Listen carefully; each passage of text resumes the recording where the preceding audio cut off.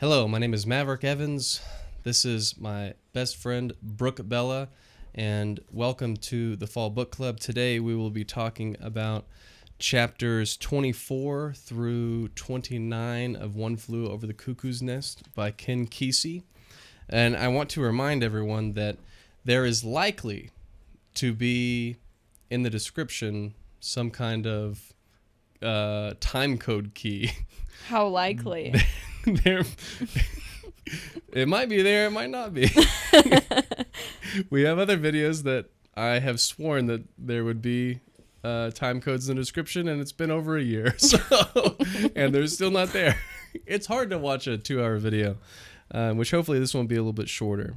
So those time codes might be in the description. Hopefully they will be for you to traverse the chapters. I also want to remind everyone as we go through that we're using numerical values for the chapters, but there aren't actually any numerical chapters in this book. Ken Kesey made the very keen decision, I guess, to leave out numbers at the headings of all of his chapters. There's actually not even any titles. So there's literally just kind of like spaces separating the paragraphs that you can kind of make out are probably some kind of chapter. So remember that, and then we will dig into it. Brooke, how long has it been since we did this? Like a long time, where I couldn't even remember any of the characters. Oh my gosh. I was like, Billy? Who's that? Billy Bibbit. Yeah. Right? I was like, I thought it was Babbitt. Yeah, I remember you always saying that in the first section. Yeah, but it's Bibbit. Yeah. Nobody corrected me.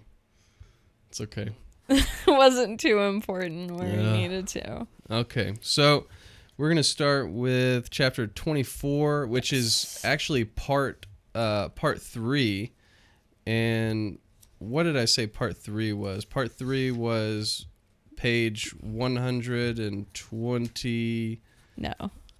190... 193. 193. Okay, yeah. So if you happen to have this particular Penguin paperback, page 193 is where we're beginning, in part 3, what we're calling chapter 24. Glad we can all be on the same page. So here is a summary of what happens, because it's been a little while. Oh, yeah. McMurphy continues to play games with the big nurse, and according to Chief, seems to have things his way for a while. McMurphy gets the patients and some of the orderlies together to play a few games of basketball. The patients begin to take up McMurphy's lead by flirting with the nurses and even causing a bit of chaos, although accidental. Billy manages to accidentally put the basketball through the nurse station glass window pane, making for the third time it has been broken. The basketball is popped and deflated, so they can't play anymore. So, oh man, that glass window pane was... Man, 3 times. I can't imagine how Nurse Ratched is feeling about, she just acts like it's still there. Right. She acts like she can see them. She just sits behind it and like watches straight through it, which is a power move, honestly. Yeah. I mean, it's all that she can do. Yeah. Nurse Ratched is like my least favorite character, and I hate her so much. Well, I mean, she is the antagonist, so I don't think you're supposed to like her. I don't know if we mentioned this or not, but somebody said that she was like the most hated character in all of cinema when they've turned it into a movie. And I hate her even more in the book, to be honest. Yeah. Did you watch it was like a Netflix special called Ratched? Yeah, that's what I was going to say. I didn't watch that. I didn't either. I watched a recap of it, but it's supposed to be her in like her younger years. Mm-hmm. And it's like full of her manipulating people and like obviously exactly what she does now. See, like me personally, I just can't think of why I would ever want to watch a movie about Nurse Ratched. Like, yeah. I don't want any part of her really, let alone like a whole TV series. It was was it a show? I thought it was just a movie. Was it just a movie? I thought it was so. A TV show. Maybe. But it's got Sarah Paulson. Probably wrong. Yeah, obviously. It's got Sarah Paulson in it from American Horror Story. The new Nurse Ratched is a lot more attractive than the old one, though. Well, I mean, yeah, she's like 50, right? Yeah, she looks good for 50, though. I mean, but still, it's like... I haven't seen Like, she looks what so looks ice like in it. cold. Like, and especially even in the book. I feel like there's a big discrepancy, too. But in the book, Nurse Ratched, to me, just seems like this unattractive, terrible, wretched person that, like, should not be in charge of anything because she's, like, so devious that she wants to just harm everyone. Yes. So here's a question too, like about Nurse Ratched. Do you think that she means well? No. Or do you think that she knows the kind of pain and suffering that she's inflicting? Yes. I think that I don't think she actually intends to help anyone.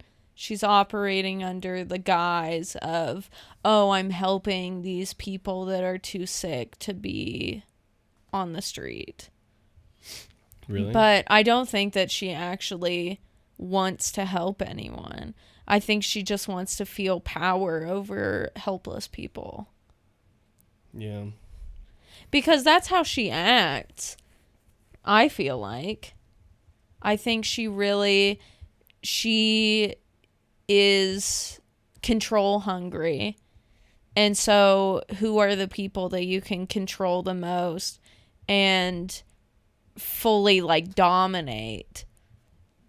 And it's obviously people that aren't mentally well enough. And especially in this hospital, until McMurphy came, all of these characters, these patients, are not comfortable within themselves of like acting out towards anything. So they're very docile towards everything she does.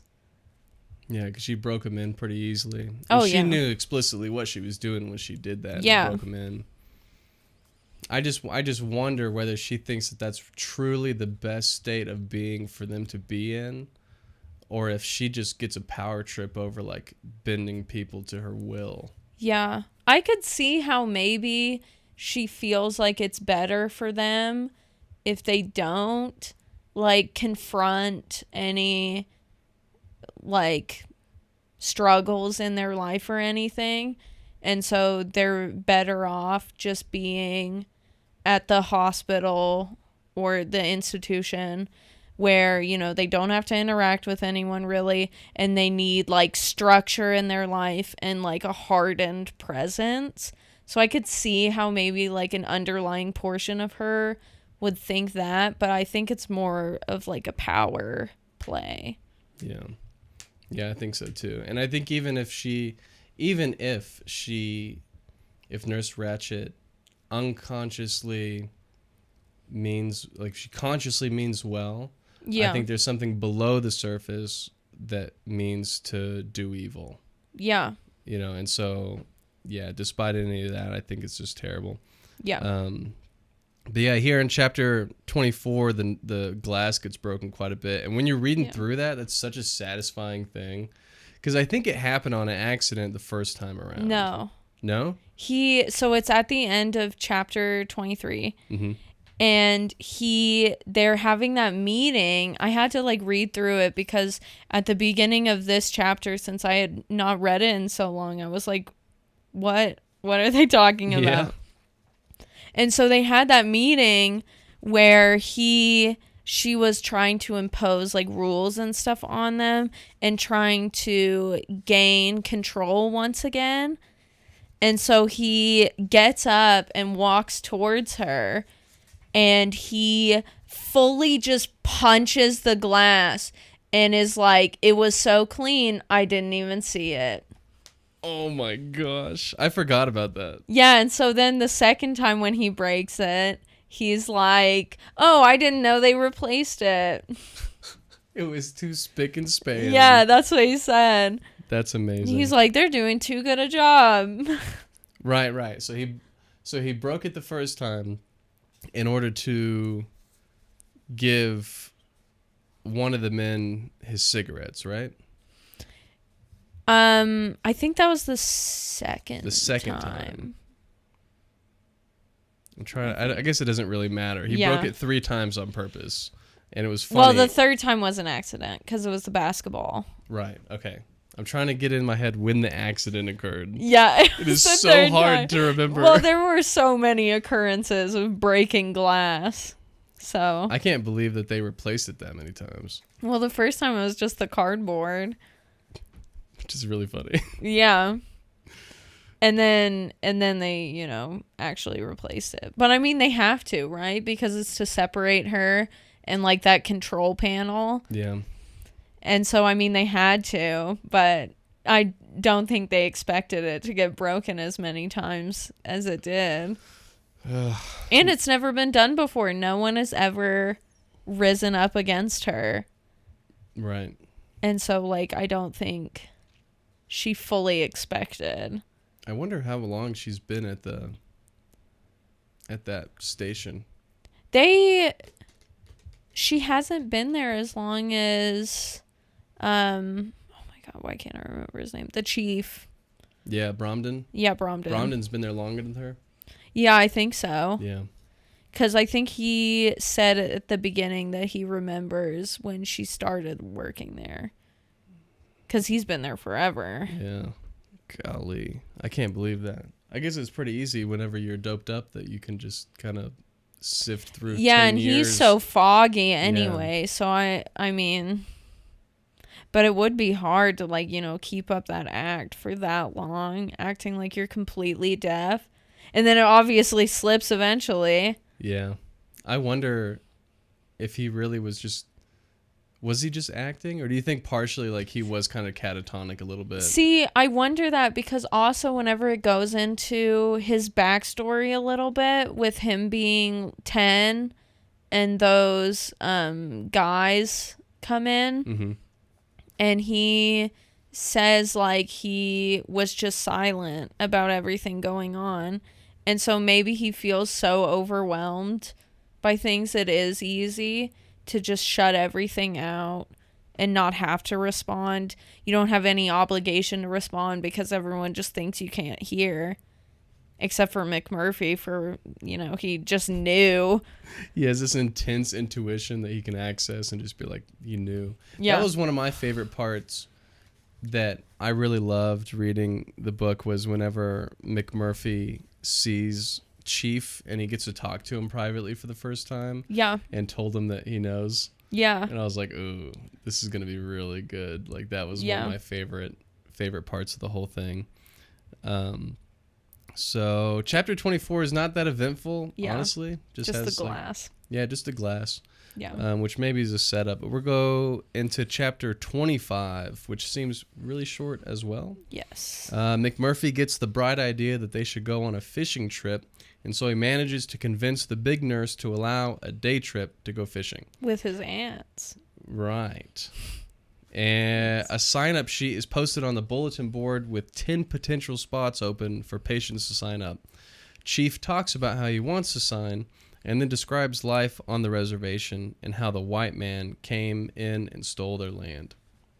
Yes. So, which was really cool because this is like one of the opportunities in the book where you get to see Chief and his previous life. And we'll get some of his exposition. Yeah, because the fog is like starting to clear up for him.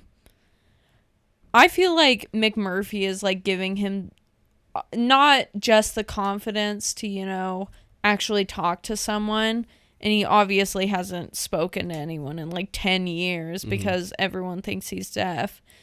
And I feel like McMurphy has like given him confidence also to confront his past and stuff like that. Right.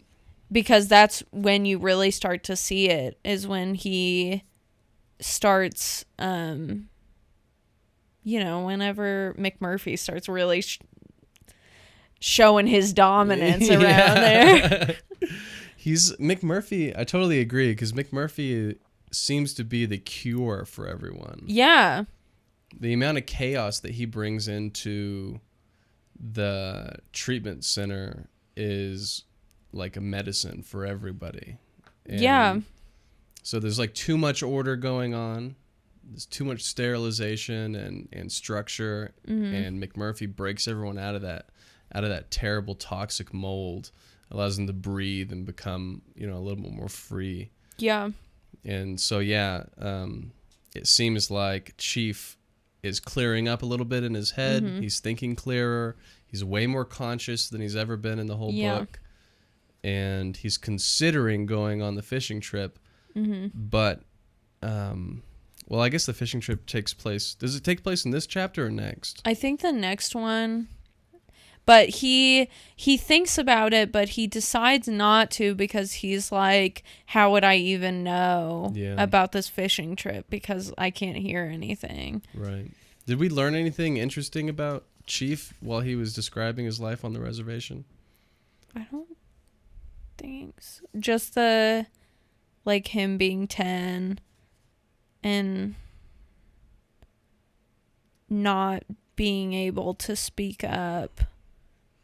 But I feel like it was also like, does it say specifically he wasn't talking? Because I feel like later it acts like he was just being ignored. Yeah, that's a good question, because I mean, I would definitely say that there's a possibility of some kind of unreliable narration going on. Yeah. I mean, which is the case with the entire book. For those who don't know, the whole book is narrated by Chief Bromden. Yes. And so he's kind of like very unreliable in the way that he presents things. So maybe the way that he remembered it was somewhat wrong or inaccurate. That could be. I mean, he has been like, he's gotten electroshock therapy how many times? Quite a few times. In 10 years, I mean.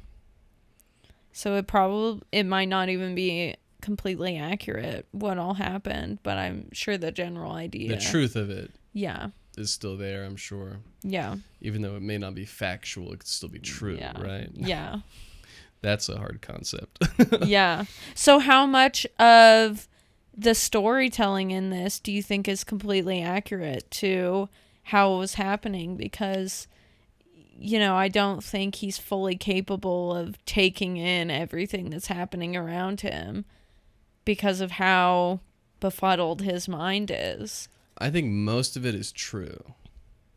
So I think that if we were to say that Chief Bromden is a unreliable narrator, we would be right and wrong in two different ways. Yeah. So we would be right in the way that he does not present the material world accurately. Yes. So in that way, he's an unreliable narrator. But we would be wrong because a lot of the stuff that Chief Bromden sees and feels and describes throughout the book is true. Right? Like, obviously Nurse Ratched is not a spider. Are you sure? But is she?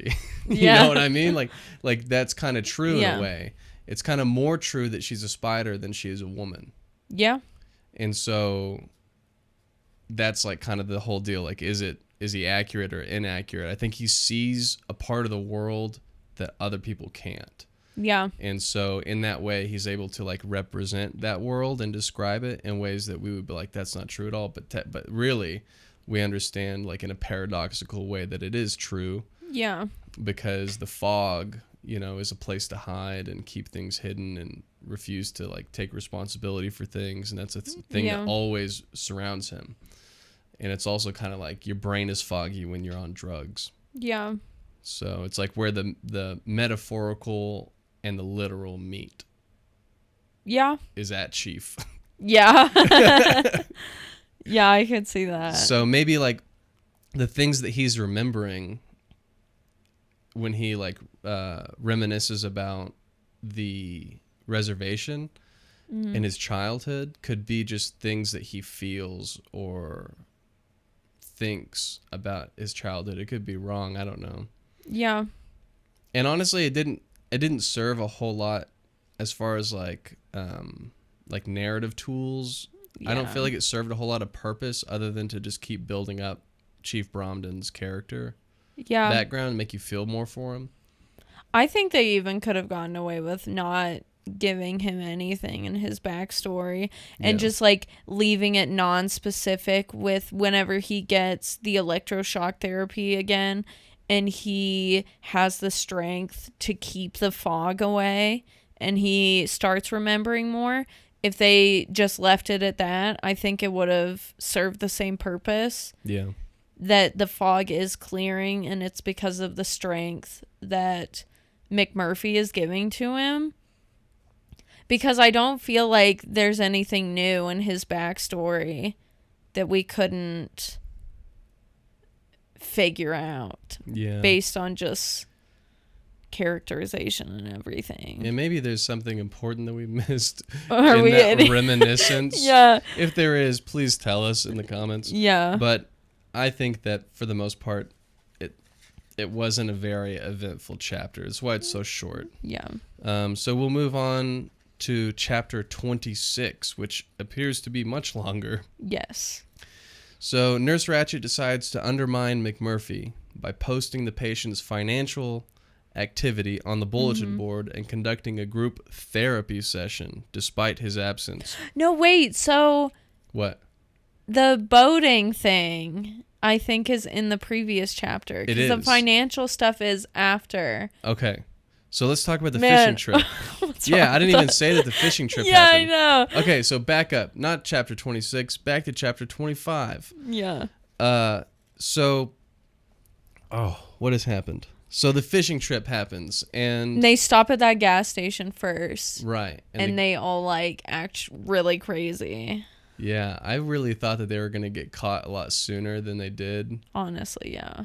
Right there at the gas station, pretty much. Yeah. That they're just being insane. So do you remember the fishing trip? Because my memory is being convoluted between the movie and the book at the moment. And you've only read the book. So Yeah. if you remember it. So they go on so they show up at the dock. And I had to, like, flip through this again because I finished it, on the first go round. And so they show up at the dock, and that guy, the boat captain, he's like, no, you're not allowed on the boat because you don't have, I think it's like your IDs or something. Mm-hmm. But, obviously he's just like looking at them and he's like, oh, they're patients at a mental institution, so I don't want them on my boat. Right. And so McMurphy distracts him a little bit. He's a smooth talker, so they all get on the boat and just go. And they're all, like, actually good at fishing, and so they catch, like, a bunch of big fish and stuff. And they figure out they don't need McMurphy to do everything. Yeah. Because he kind of, leaves them alone to, like, their own devices. Mm-hmm. Because, he wants to prove to them, because he knows that he's such an important role in their life. And he knows that they feel like they need him. And so I think he's really, like, handing the reins to them. And he's like, no, see, you guys can do things on your own. And so whenever they get back, the captain had called the police. And, man, I can't remember, like, the order of everything. So he gets in a fight with the captain. And then everyone on the dock is, like, super nice. Yeah. To the patients because they're like, oh, you guys caught a bunch of, like, big fish. Yeah. And that's sick. And so they're all like, they're getting treated like normal people finally because, people are really generalizing them. They're like, oh, you're just patients at a mental hospital. Right. You guys aren't good at anything. And I think he passed them off as doctors, right? Yeah, I think so. And he, they're the outcasts of society. And so he wants them to feel like they're not outcasts. They can be part of society. And I think that even leads to a lot of them leaving the hospital later. because they feel like they can. They feel confident. They feel like they can interact with people.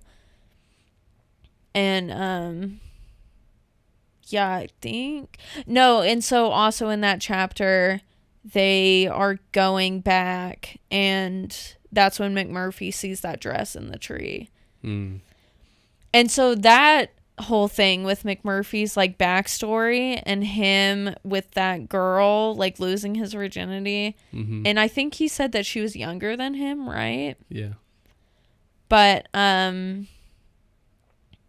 it seems like he has, like, you know, problems with dominant women, obviously, because, Yeah. you know, as soon as he meets Ratchet, It's not and he's good. like, oh, yeah, I gotta conquer this dominant woman.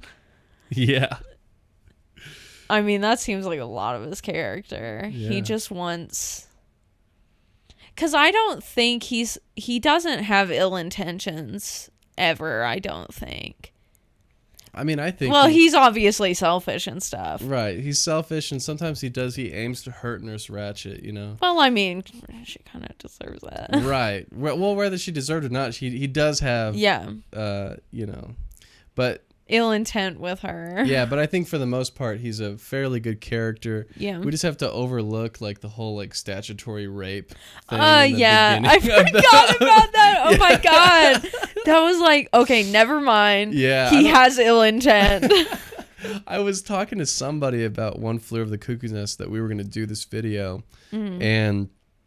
And I was talking about how, like, great McMurphy is or whatever. And she was like, oh, yeah, the rapist, huh? And I was like, what? She was like, did you forget that he's a statutory rapist? That's why he was even in prison in the first place. Because he had sex with, like, a 16-year-old. Yeah. And I was like, I forgot about that. We talked about that during our session, I feel like. Yeah, I think the we did. first ones. And I was like, I don't like him because... He Yeah, did but that. And then I forgot about it because it's been so long. Yep, you forget. That's what the book aims for. It aims for you to does. forget about it and forget that, you know, that happened. Yeah, exactly. Cause like he's doing awesome stuff like on this fishing trip, you know, like he is fathering them in a lot of ways. Yeah. And there was this video, I think Jordan Peterson says that as parents, you should abstain from interfering with your children whenever they are doing dangerous things carefully. Yeah. And that's McMurphy out on the fishing boat. He is letting his children do dangerous things dangerously. Yeah. Because I don't think any of them are being very careful. No, but they are catching fish. But they are catching fish, and no one got hurt too bad. And they caught the fish, and it was a great experience. And so they totally lived through it. Yeah. And it was an awesome decision on his part to just like let them loose. And I think see so, what they can yeah. do. So, yeah, I thought that was amazing. Is that the end of 24? Yeah. It ends with... 25, sorry. Yeah, it ends with Bromden looking at his reflection and thinking he looks withered. Okay. Well, let's hit up 26 then. Nurse Ratchet decides to undermine McMurphy by posting the patient's financial activity on the bulletin board and conducting a group therapy session despite his absence.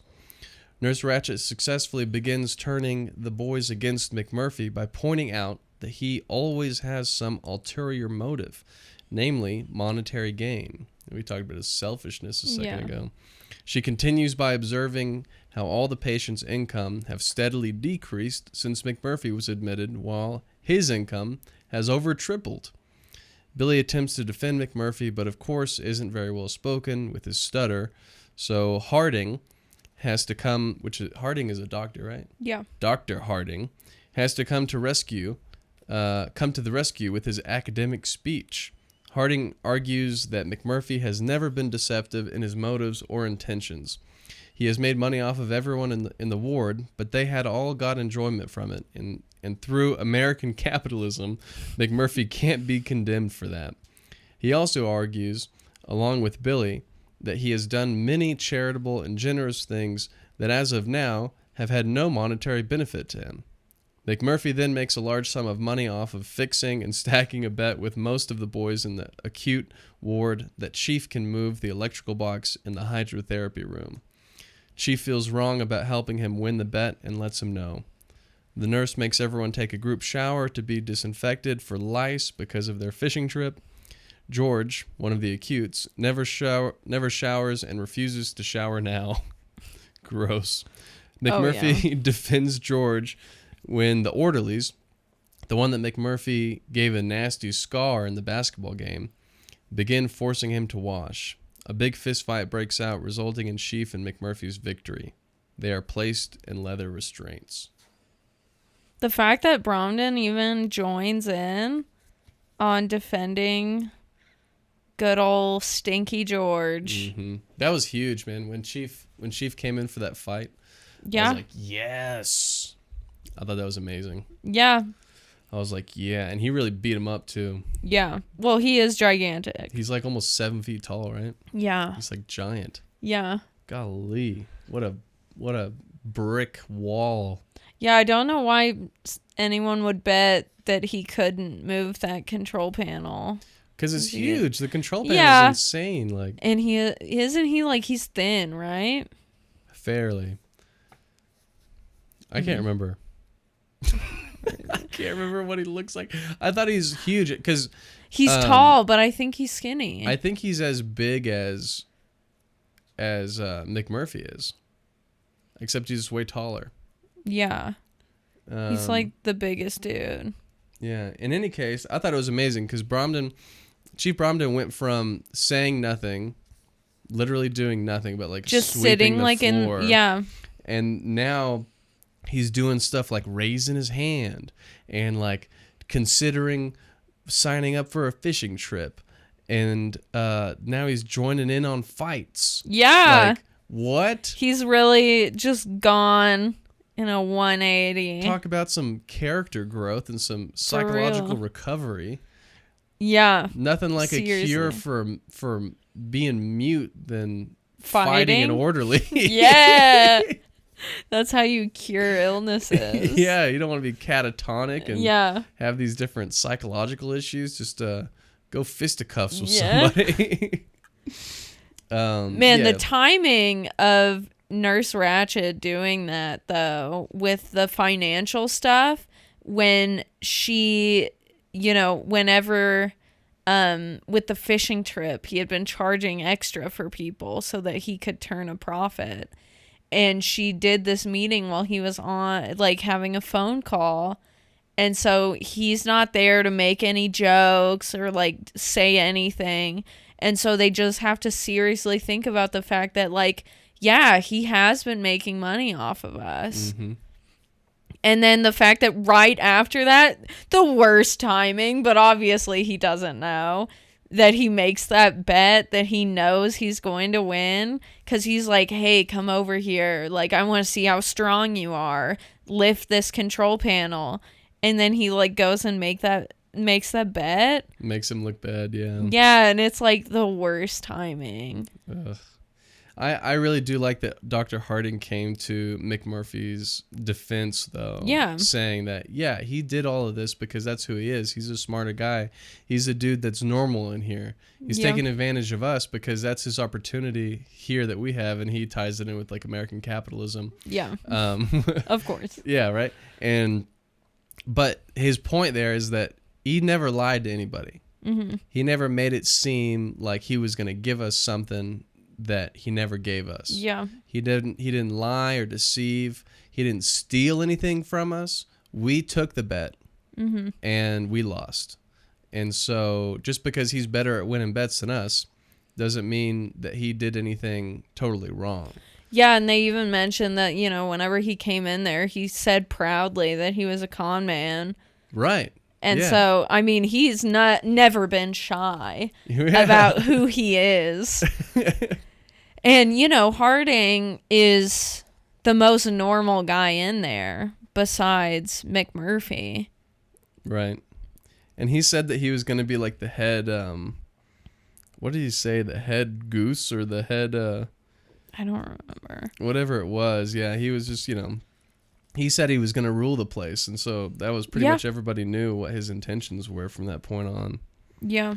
But, But yeah, so, but I think ultimately, even throughout chapter 26, I think that it just showed, even though it painted pictures that made McMurphy maybe look bad to some of them, Yeah. I think ultimately it really showed how loyal and trusting all of the acutes are of McMurphy.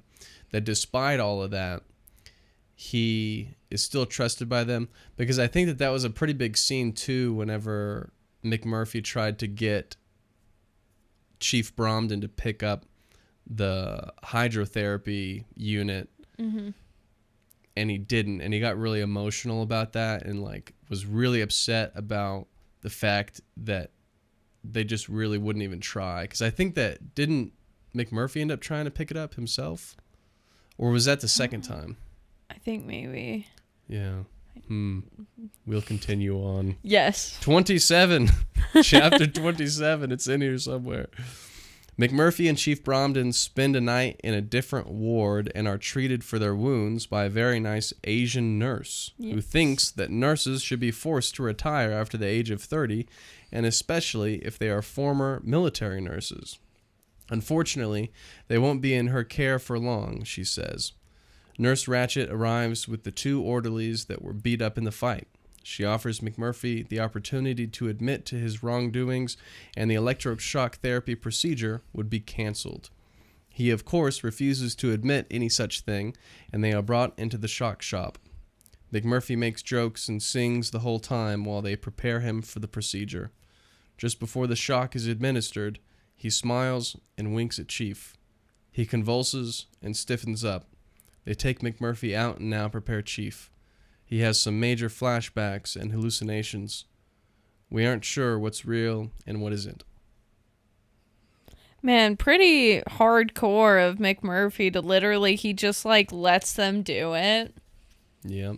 And like obviously Bromden has done it a lot, and so he's like struggling. But like, you know, McMurphy, even like every single time they do the electroshock therapy, he's just making jokes. He talks about the like crown of thorns. Mm-hmm. Yeah, and he just takes it like a champ, man. Oh yeah. He just got to beat it out. And obviously it's wearing on him, but does he care? No, because I think McMurphy's the kind of man that is prepared and used to sacrificing his body. Yeah.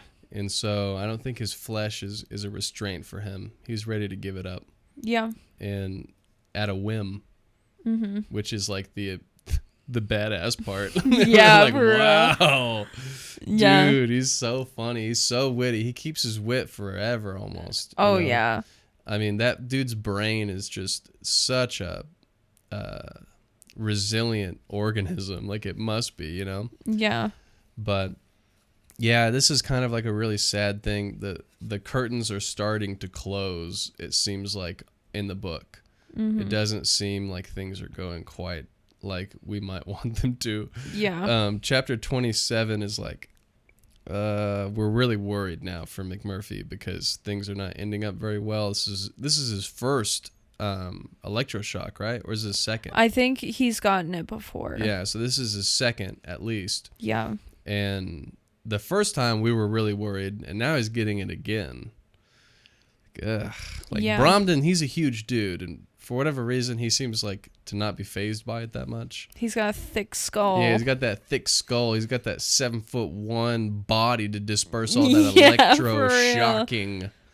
But McMurphy, he's kind of short. Yeah. He's not the tallest dude in the world. But right? even in the fishing trip chapter, Bromden was noticing the wear on McMurphy because he's so focused on all these other people, and you know it's wearing on him that he is the cure to all of their ailments. Yeah. And you know, obviously being in a mental institution, it can't just be a joke forever.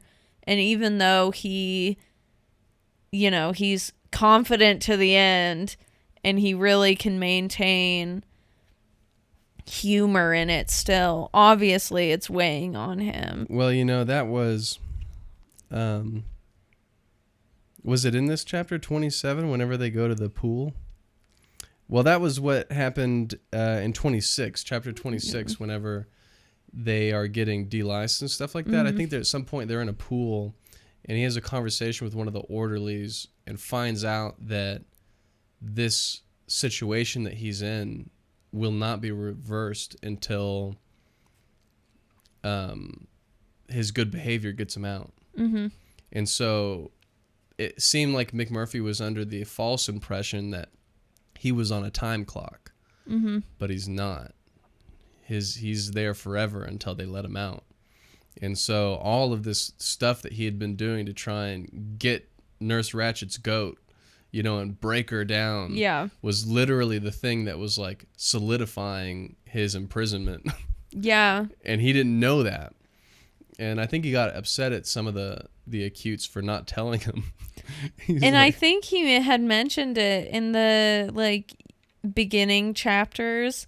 He's like, oh, I'm only here for a certain amount of time. It was, this or I can't remember if he had how much prison time or something, but he could choose to come to the mental institution and be there for a certain amount of time. And so, yeah, he thinks that he's only there for a certain amount of time. Might as well have fun. Golly. And so, that's wearing on him, too. He just learned that he's there for good now. He literally punched the glass in front of the head nurse twice. God. He's not doing himself any favors. No.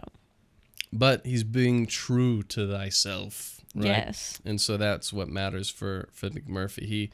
They may take whatever they want from him, but not his freedom. Yeah. Right? Yeah. William Wallace from Braveheart? Yeah. With Mel Gibson? Love that movie. Yeah, that's a great movie. You can never take away our freedom. Nice. So, chapter 27. Chapter 28. Yeah. And I marked it too. Page 280 to 281, if you happen to be in the paperback. The all-devouring mother, I say. That's a weird note. Harding and the others plan to help McMurphy escape the ward since his treatments are only getting worse. McMurphy decides to stick to the plans they had made for Billy to lose his virginity to the girl who had come on the fishing trip with them. Yes, Sandy. They convince Mr. Turkle, one of the faculty, on night watch to join them in their celebration. They get drunk on vodka and cough syrup and smoke some weed. They plan to tie Mr. Turkle up and pass the whole party off as a kind of mutiny on the part of McMurphy since he will be gone anyhow. Unfortunately, he falls asleep along with everyone else, and no such plan is executed before the orderlies find the whole mess.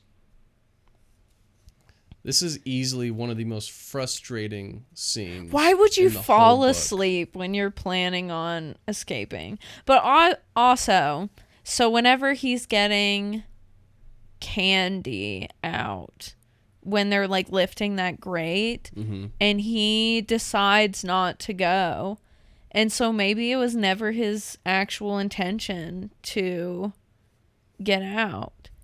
Yeah, I think that's possible. I wouldn't understand why. But why would you fall asleep and trust some drunk guy to wake you up if you are actually intending on escaping? Yeah, I don't think either he really wanted to throw the dice. He could have. Maybe he just wanted to gamble and see if he could really just. He cut does it like close. gambling, so He really wanted to cut it close and see just how much he could, cut it up before he left. Yeah. Or, and maybe this is a stretch, but like you're saying, maybe he didn't have any intention of ever escaping, and maybe he knew that if he did not die and serve as a martyr, that the entire ward would succumb again to the powers of Nurse Ratchet and be withered and killed. See, that's more the direction that I think it is going, because of how the last chapter is. And because he does, die as a martyr. And so I think maybe he didn't intend to escape. And he wanted it to be this whole thing that's all blamed on him. Because, if he's gone and they all are like, oh, it was a mutiny and he planned it and like Turkle let him leave. Obviously she's going to punish all of them. And if he's around still and he makes his one last hurrah where, he chokes her out, who else can you blame but him? Right. Yeah. And also he took her out for a little bit. So oh my gosh. Yeah, does that happen in 28 or 29? I think 29. Oh no, 29. Okay, well let's get to that then. Yeah. That is a good part of the book. Okay, so chapter 29, the final chapter. Yes. Oh my gosh. So the nurse returns, finding all their party's remnants. Everyone is still drunk and hungover. McMurphy sits in his chair, refusing to escape. Nurse Ratched finds Billy in the isolation room with Candy both naked and threatens to tell his mother. Billy completely reverts to his spineless fear of his mother and even lays his head on Nurse Ratched for comfort after blaming everyone else. Billy is sent to the doctor's office where he slits his throat and kills himself.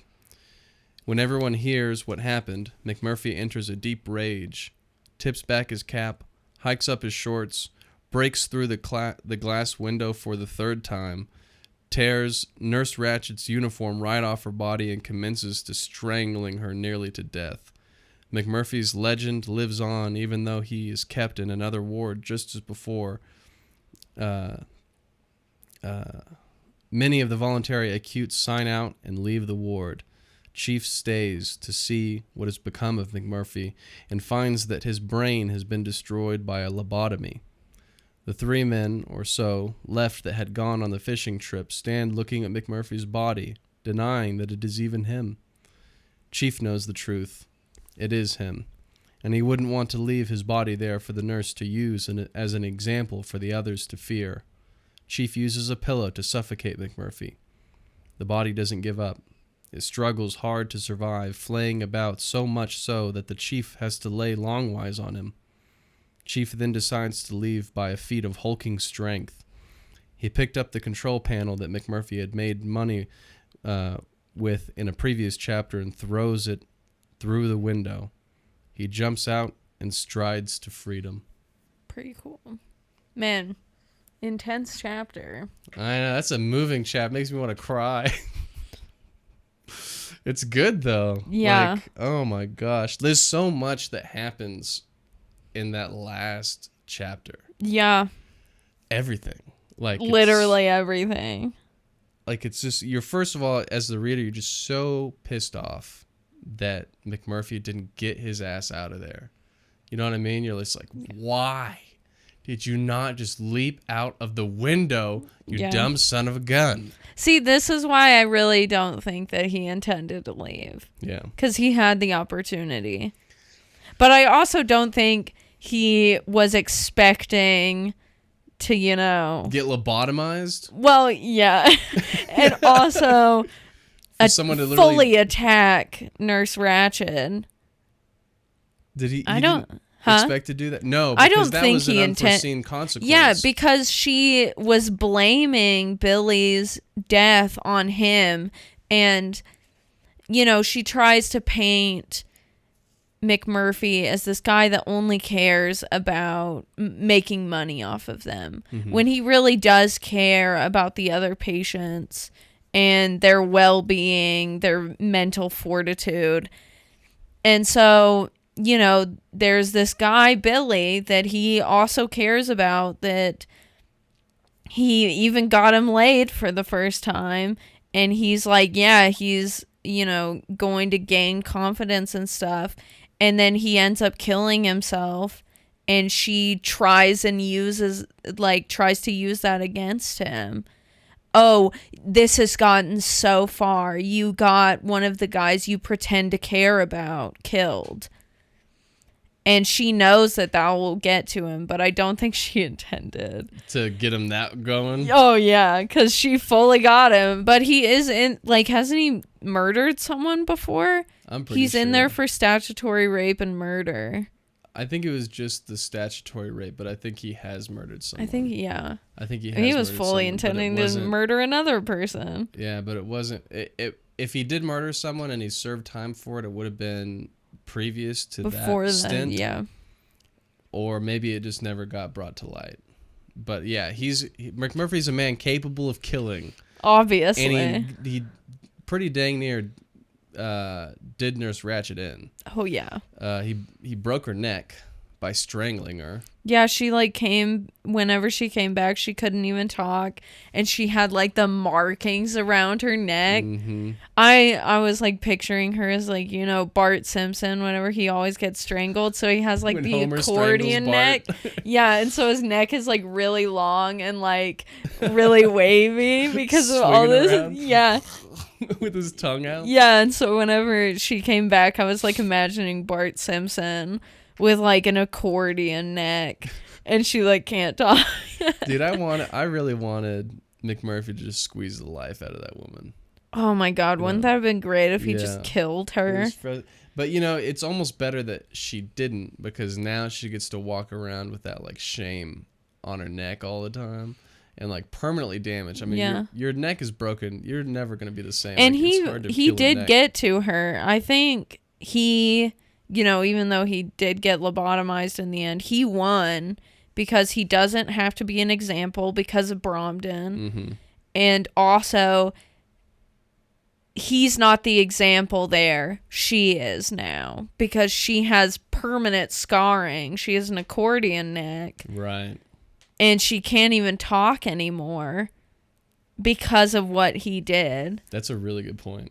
I didn't even think about the fact that she's now the example for everyone else to look at, so that, you know, they can rebel later if they wanted to, just take, you know, responsibility for their own lives and step out, because almost all of the acutes are voluntary guests at the asylum. Yeah. And that's, you know, I don't know what to call it, but like that's their trump card on her, is that they can just leave. Right. And so, you know, it seems like everyone kind of asserts their dominance on her, not as much as McMurphy did, because, you know, permanently scarring her and also ripping her clothes off in front of everyone, just ripping her shirt right open. Yeah. And so, I mean, she's never, like, people are going to remember that. Everyone's seen her naked. They've seen her strangled half to death. Yeah. She's got a broken neck now. She has to walk around with a reminder of that whole event. Yeah. Her neck is broken. She'll always remember. Yeah, and a bunch of the patients just left because they can. And he tore down the caricature she made of herself, that she is the ultimate source of power. She's like the big bad there. And so by, you know, he's slowly tearing her down while he's there. And, you know, so people are gaining more confidence as she's coming down. And then the final step, him strangling her, and people start leaving because they're like, oh, she can't keep me from facing reality anymore. Yeah. And now everyone's free. Yeah. There's really like no one left there. Not really. I don't Doesn't think. seem like it. Chief Bromden escaped. Yeah. And he ran off. Probably George is probably still there. Yeah, maybe George is still there. I would hope that Dr. Harding would. He left. He left, and then in a way, Billy Babbitt, he left. Well, yeah. In a way. He checked out. Yeah. Sucks because he didn't get to, you know, leave probably the way he wanted to. Well, he was too ruined.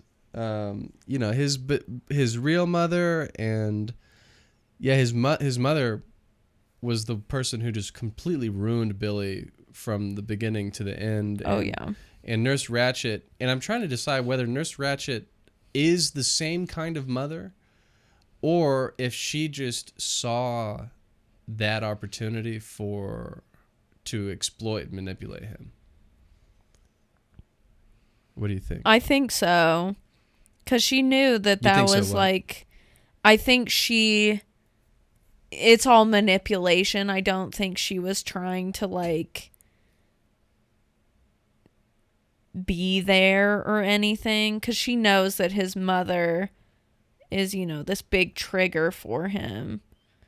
And so she immediately brings that up because she wants to put people down. She sees people, you know, doing things they normally wouldn't do. And so she's like, how can I bring him back down? But obviously I don't think she expected him to, you know, end himself. Yeah, well, that's the problem with like doing that to people. When you take people's lives away from them in like the worst way possible, they'll just like decide to just finish the job for you, you know? Yeah. So she didn't expect that. And I'm glad. I don't even think she really even cared all that much. I'm sure it was like some upset for her, but it didn't seem like she Well, was she like, immediately uses it against McMurphy, right, so I'm sure she did not care. She used it as leverage like as soon as she could. Everyone seems like pawns towards, especially when McMurphy is there. They're all pawns she can use against McMurphy. And so when one of them dies, even better. I can try and use their death against him. Mm-hmm. Oh, you caused this. You made him feel like he could go against me, and that's why he's dead. I hate her. Yeah. I'm glad her neck is broken and it's bruised. Yeah. And her pride is shattered beyond repair. They should put the cardboard back. Yes. She has to sit back there with her bruised neck, can't even talk, and she just like has cardboard in front of her. I liked her to pretend that she can see through it with all that going on. Good luck. Yeah, for real. Good luck. Oh my gosh. Well, do you think this will change her at all? I think she'll get worse. Yeah. I think that this blow to her pride, I think that something akin to an ego death has occurred for her, but I don't think that it is actually that, because that would have been like maybe a more positive type result. Maybe not for her kind of ego. Right. And so now it's just kind of like, it's just worse. Yeah. Everything's just worse. And so she's going to probably try and recoup and recover, and I think she'll be more evil, more treacherous and cruel than she ever was before. Yeah, but I think that with everything McMurphy did, and that she is the example of what happens when someone that's resilient comes in, I think that there will be more people that can follow. And so even if she gets worse, who knows? Maybe someone will finish the job next time. You think that she's just now like a mouse? Like a harmless... Well, I think she... Like her teeth got pulled? Yeah, it's like the term like all bark and no bite. Mm-hmm. So she's obviously going to act stronger than she is. But... if they carry on the story of what happened with McMurphy, which it seems like they probably will, because that's what Bromden wanted, is for him to be a martyr. And so I think if they carry on his like legacy, it does seem like she's mortal now. And so they can get to her. They can win. And so I think... even if she acts even more cruel than she already was, which was a lot, I think that there's more chances for people to get the better of her. just punch the glass again. Right. And I mean, that might solve something. Yeah. Or maybe just get like one of the craziest guys in there, just go in there and kill her. I bet that would be very easy. Yeah. I don't think it'd be that hard. One of the people really low functioning, just give them a knife and be like, hey. Whisper in their ear every night. Yeah. It could get be under like their bed and start whispering. It could be like a pick like a schizophrenic person and you hide under their bed and you're like, kill Ratchet. Pay a visit to Nurse Ratchet. No, I don't know. That's really creepy. And they're like, they wake up, they sit upright in their bed. They're like, I think I need to kill Nurse Ratchet. So I'll read the theme and message, and then we can wrap it up, and we'll see what we got. This is what I wrote. I don't know what it says because I didn't read it before this, so I hope it's good. I hope it's good. I guess we'll see. It says theme and message though, so I probably wrote something all right. Yeah. As far as I can see it, Mr. Chief Bromden has explored the idea that the world can be understood in more ways than its material fact or status of reality, but instead by the meta meaning. Chief sees things for what they are expressed by his own unconscious visions and hallucinations. He sees them for their meaning rather than their fact of matter. He describes the fog as something imposed by the powers that be, and how this fog allows him to sink away into nothing where time passes in a second and stops at the same time. This fog is comfortable and welcoming, despite the feeling in the back of the mind saying no, and don't succumb to this state. While in the fog, Chief is unable to see much, but what he can see is in greater detail than it would have been outside of the fog. He sees the face of one of his commanding officers and describes it in great detail. He describes the experience of looking in on his CO's face, his commanding officer's face, as being difficult and painful, but that you had two choices. You either look on these painful details and find your way, or look away and be lost forever. This, I believe, is the guiding message of the book. You should not hide from the world, but rather confront it head on, looking the pain in the face, taking in every detail, refusing to lose your way, refusing to cast yourself into the fog. You must always confront the ugly world rather than retreat and refuse to contact it. This is the call of the hero. Chief, throughout the book, explores extemporaneously and without verbal understanding the call of the hero by witnessing McMurphy answer every day, despite the orderlies and the big nurses attempting to put their boot on his head. Chief also attempts to find what allows a man to answer the call of the hero and withstand the combine, or the crushing strength of the powers that be. He suggests that McMurphy, being himself, is what gives him such power to hold out and withstand such a crushing force, but can't figure how he might go about being his own true self. Chief Bromden. Yes. Agree completely. Well written. Even though you didn't read it over. I'm glad. I'm glad it was all right. Yeah, it was good. I was like, I don't know what this is. Because I write things, I'm like, it's a long time ago, but this yeah. is like I don't read anything I write after I write it. I'm just like, well, this is what it is. Yeah. Better be good.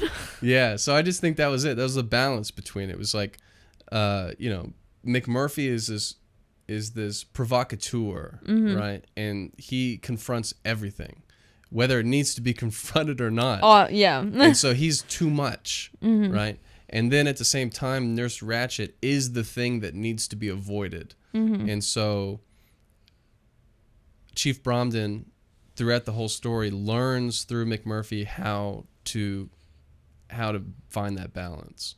He avoids everything. Chief is just like a pushover and a catatonic dude. Yeah.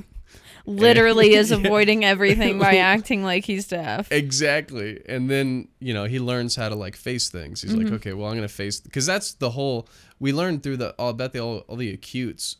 The reason that they're voluntarily there is because they don't want to face the outside world. Yeah. Harding says that exactly. And so does Billy. And so that's what they learned from McMurphy, is how to face the world. And Chief does that at the end of the book, literally by breaking and shattering the window and Yeah. running into the world. Yeah. So it's very explicit.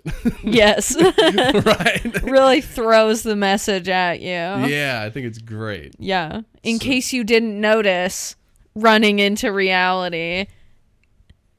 Gotta go right into it. So Yeah. yeah, that's about it. I have more stuff on the all-devouring mother archetype that Billy Bibbit's mother and Nurse Ratched express. But maybe we'll talk about that during the movie versus book review that we'll do. So, but yeah, what do you think about the book? I liked it. It was good. Yeah, I thought it was great too.